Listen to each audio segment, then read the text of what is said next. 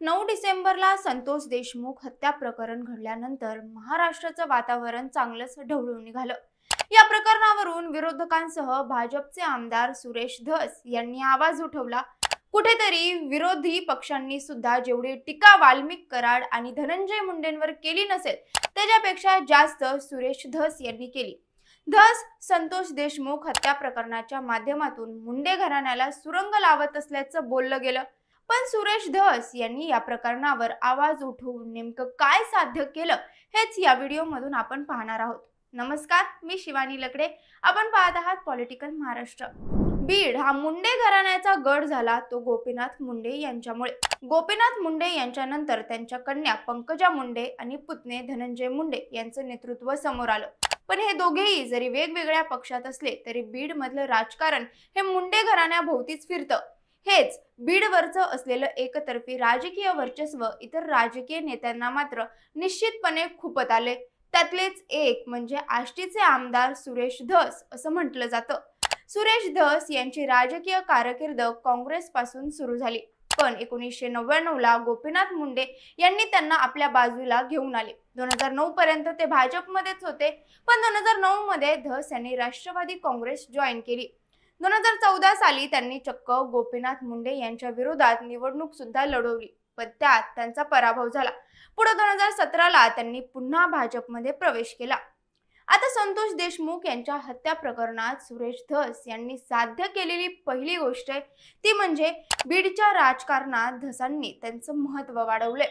2014च्या विधानसभा निवडणुकीतल्या पराभवानंतर त्यांचं महत्त्व कमी झालं होतं, पण 2024च्या निवडणुकीत पुन्हा एकदा आष्टीच्या मतदारसंघातून निवडून येत आमदार झाले। त्यात त्यांना फोकसमध्ये आणलं ते संतोष देशमुख यांच्या हत्या प्रकरणामुळे। सुरेश धस यांनी हे प्रकरण विधिमंडळासह विधिमंडळाबाहेर सुद्धा त्यांनी उचलून धरलं। त्यामुळे सुरेश धस हे गेल्या 3 आठवड्यांपासून सगळ्याच न्यूज चॅनल्सच्या हेडलाईन मध्ये दिसतायत। सुरेश धस यांनी साध्य केलेली दुसरी गोष्ट ती म्हणजे मुंडे बहीण भावाची इमेज डॅमेज केली। सुरेश धस हे मुंडे घराण्याचे राजकीय विरोधक मानले जातात। 28 डिसेंबरच्या मोर्चात सर्व पक्षातील नेते मुंडे यांच्या विरोधात झाले होते। त्यावेळी सगळ्यांनी धनंजय मुंडेंच्या राजीनाम्याची मागणी लावून धरली। गोपीनाथ मुंडे यांच्या नंतर धनंजय मुंडे हे मुंडे घराण्यातले उदयास आलेलं महत्त्वाचं ओबीसी नेतृत्व आहे। जर धनंजय मुंडे बीड जिल्ह्यात मोठे झाले तर इतर नेत्यांना त्याचा राजकीय धोका आहे असं म्हटलं जातं। अशातच या प्रकरणामुळे त्यांना मुंडे घराण्याविरोधात बोलण्यासाठी संधी चालून आली। वाल्मिक कराड हा धनंजय मुंडेंच्या जवळचं असल्यानं त्यांना टार्गेट केलं गेलं, तर पंकजा मुंडे यांनी संतोष देशमुख यांच्या कुटुंबाची भेट न घेतल्यामुळे त्यांना टार्गेट केलं। यासोबतच बीडचा पालकमंत्रीपद सुद्धा देवेंद्र फडणवीस किंवा अजित पवारांना द्यावं असं म्हणत मुंडे बहीण भावाला चेकमेट करण्याचा प्रयत्न सुरेश धस यांनी केला।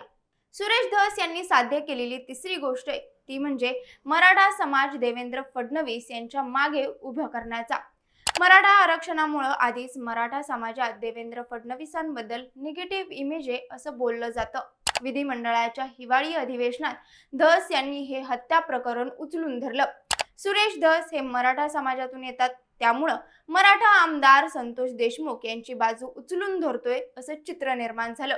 त्यानंतर 31 डिसेंबरला वाल्मिक कराडने सरेंडर केल्यावर मुख्यमंत्री देवेंद्र फडणवीस यांनी दाखवलेल्या तत्परतेमुळे शेवटी सीआयडीच्या समोर वाल्मिक कराडला शरण यावं लागलं असं ते म्हणाले। त्यामुळे कराडच्या सरेंडरचं श्रेय धस हे मुख्यमंत्र्यांना देऊन धस हे मराठा समाजात देवेंद्र फडणवीसांचं स्थान मजबूत करण्याचा प्रयत्न करतायत असं बोललं गेलं। थोडक्यात संतोष देशमुख हत्या प्रकरणातून सुरेश धस यांनी बीडच्या राजकारणात त्यांचं महत्त्व वाढवलं, मुंडे बहीण भावाला चेकमेट करण्याचा प्रयत्न केला आणि सगळ्यात महत्त्वाचं म्हणजे मराठा समाजात देवेंद्र फडणवीस यांचं स्थान मजबूत करण्याचा प्रयत्न केला। या 3 गोष्टी त्यांनी या प्रकरणातून साध्य केल्या।